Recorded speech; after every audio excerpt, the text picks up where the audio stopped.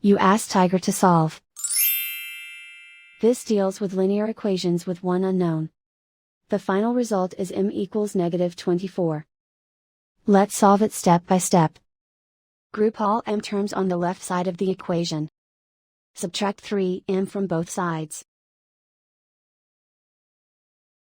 Simplify the arithmetic. Group like terms. Simplify the arithmetic. Convert the m into a positive number. Multiply both sides by -1.